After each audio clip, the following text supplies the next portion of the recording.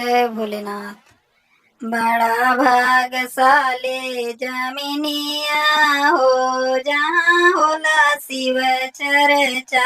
बड़ा भागशाली जमीनिया हो, जहाँ होला शिव चर्चा। होला शिव चर्चा, होला शिव चर्चा। बड़ा भागशाली जमीनिया हो, जहाँ होला शिव चर्चा। वही शिव चर्चा में शिव गुरु आई है। वही शिव चर्चा में शिव गुरु आई है। संगवा में आई है गौरा मैया हो, जहाँ होला शिव चर्चा।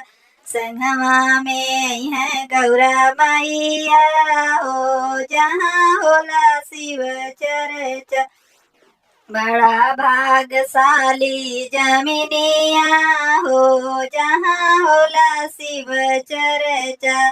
बड़ा भागशाली जमीनिया हो, जहाँ होला शिव चर्चा।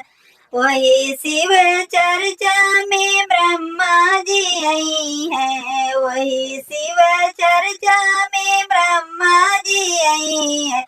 संगवा में आई है सरस्वती मैया हो, जहाँ होला शिव चर्चा। संगवा में आई है सरस्वती मैया हो, जहाँ होला शिव चर्चा। बड़ा भागशाली जमीनिया हो, जहाँ होला शिव चर्चा।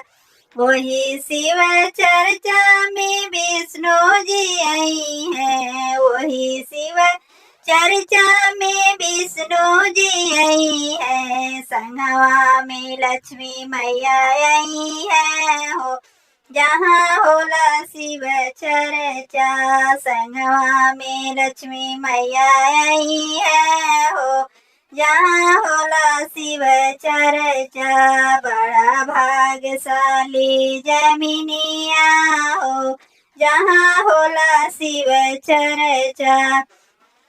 होला शिव चर्चा हो, होला शिव चर्चा। बड़ा भागशाली जमीनिया हो, जहाँ होला शिव चर्चा। वही शिव चर्चा में राम जी आई है। वही शिव चर्चा में राम जी आई है।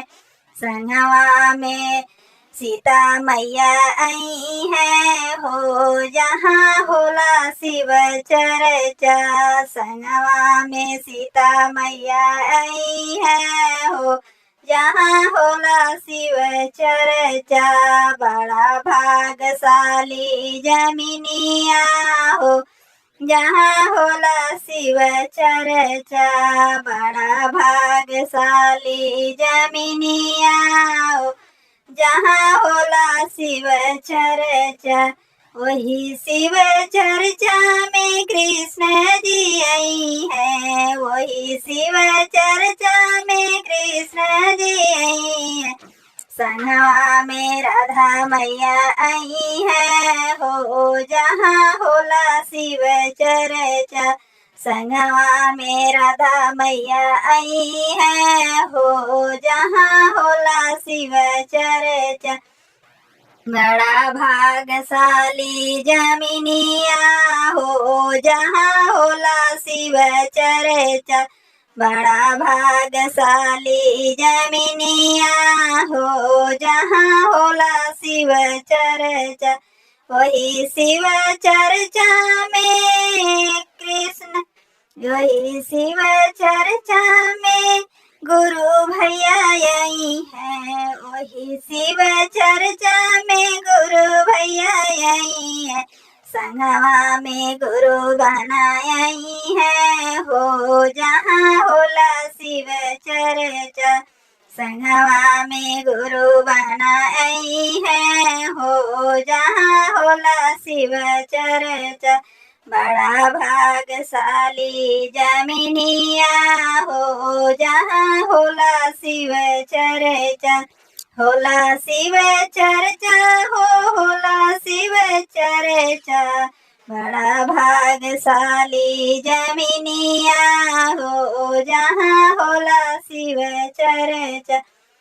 वही शिव चर्चा में गणपत जी आई हैं, वही शिव चर्चा में गणपत जी आई हैं। संगवा में रिद्धि सिद्धि आई है हो, जहाँ होला शिव चर्चा। संगवा में रिद्धि सिद्धि आई है हो, जहाँ होला शिव चर्चा।